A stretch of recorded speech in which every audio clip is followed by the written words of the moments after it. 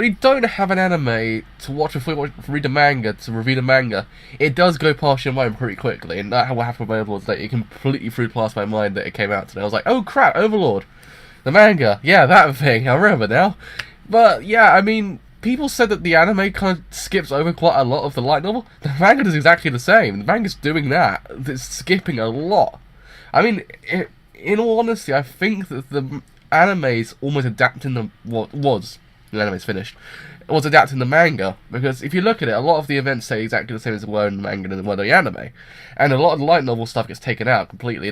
So basically, what you lost in the anime is lost in the manga as well. So that's what my opinion is.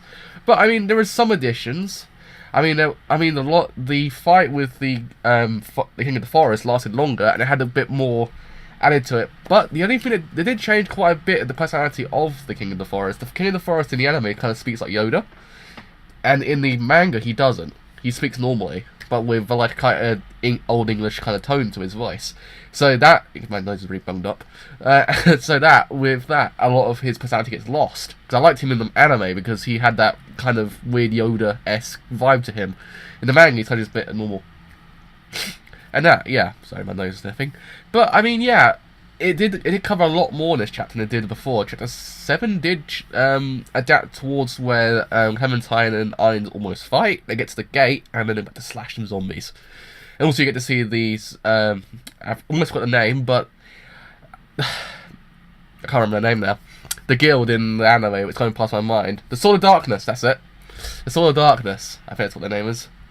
And yeah, I mean, yeah, they get killed off again. So you can honestly say that's still exactly the same. A lot of the events that was in the anime say exactly the same as in the manga, so you don't get much change in there. But I quite like the comedy-esque nature to the manga. I think it's a lot better than sometimes in the anime. I mean, there's a lot more personality towards Ainz as a comedy kind of character than it was in the anime. He kind of was a bit stone cold face whenever a bit of a funny thing. You only had the voiceover of his original voice. That kind of gave the comedy. Other than that, you didn't really get much comedy. In the manga, you get his face changing completely, so I guess that's a bit better. But much of everything else, I guess up to chapter 8 is practically going to say exactly the same as the anime. I think it's going to take at least, I would say, 6 months for it to actually even get past where the anime was. Even longer, probably, because they're already up to where they're going to fight Clementine. That's episode 9, so if I'm correct, it's going to take about 4 months for him to get past the anime. But, I mean, hopefully it does. Hopefully it gets to a good point so I can carry on the actual manga review. And then I have to read the light novel because I want to see how much it actually does change and how much it differs completely. Because at the moment, from what I've read, it's changed completely. But with all that said, I have been a driver. And I will see you guys later. Bye for now.